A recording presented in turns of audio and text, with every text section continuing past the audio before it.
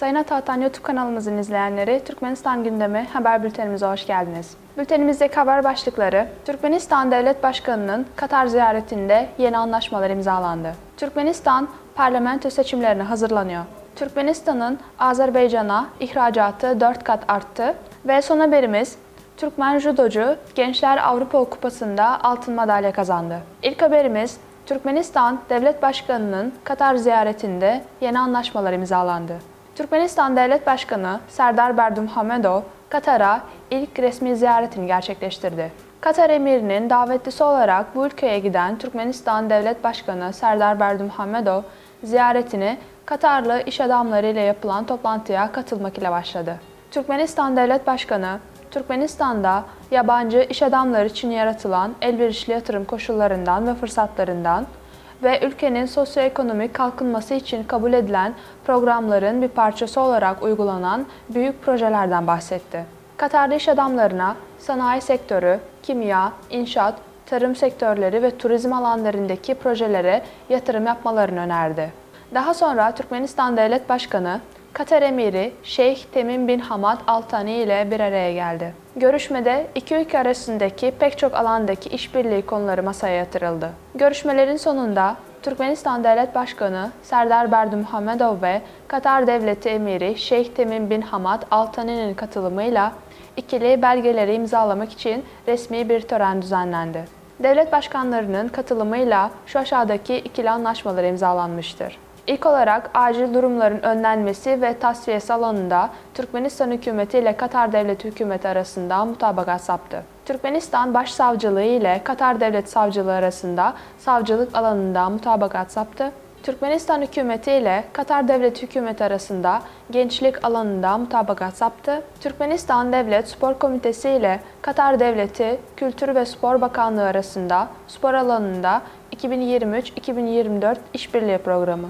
Türkmenistan hükümeti ile Katar Devleti hükümeti arasında yatırımların teşviki ve karşılıklı korunmasına ilişkin anlaşma. Türkmenistan Çalışma ve Sosyal Güvenlik Bakanlığı ile Katar Devleti Çalışma Bakanlığı arasında işbirliğine ilişkin mutabakat saptı ve son olarak Türkmenistan hükümeti ile Katar Devleti hükümeti arasında diplomatik ve hizmet pasaportu hamilleri için vize şartının kaldırılmasına ilişkin anlaşmalar imzalandı. İkinci haberimiz: Türkmenistan parlamento seçimlerine hazırlanıyor.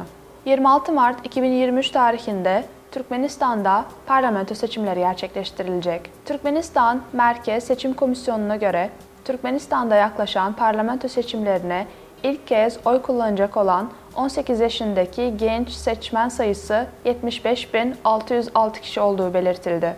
12 Mart 2023 tarihi itibariyle ülkede 3,5 milyon kayıtlı seçmen bulunmakta. 70 yaş üstü seçmen sayısı ise 75.500. Engelli olduğu için sandık başına gelemeyen seçmenlere evlerinde oy kullanma hakkı verilecek.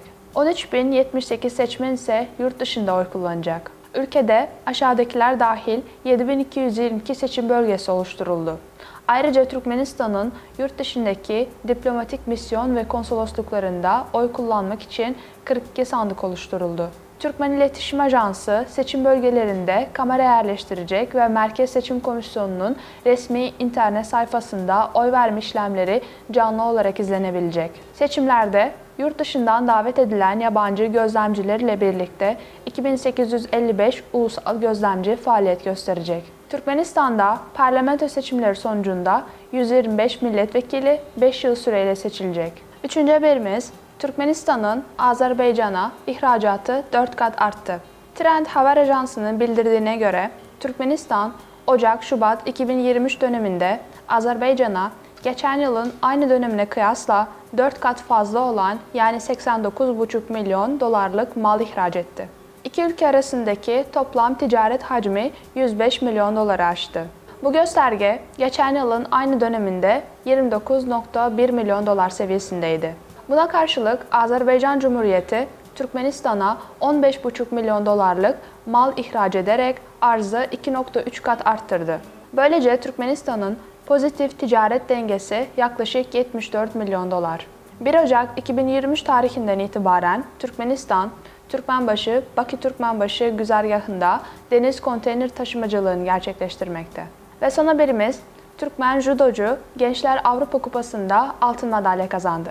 Saraybosna'da yani Bosna Hersek'te düzenlenen Gençler Avrupa Kupası'nda Türkmen judocu Serdar Rahimov altın madalya kazandı. Türkmen Devlet Mimarlık ve İnşaat Enstitüsü 1. sınıf öğrencisi bu başarıyı 13 ülkeden 27 sporcunun şampiyonluk için yarıştığı 66 kilograma kadar ağırlık kategorisinde kazandı. Türkmen sporcu 66 kilo ağırlık kategorisinde katıldığı turnuvanın final müsabakasında Romanyalı sporcu Flavus Lungu'yu 2 dakika 46 saniyede mağlup etti. Bu, Türkmenistanlı 18 yaşındaki 1. sınıf sporcusunun bu ay uluslararası yarışmalarda elde ettiği ikinci büyük başarı.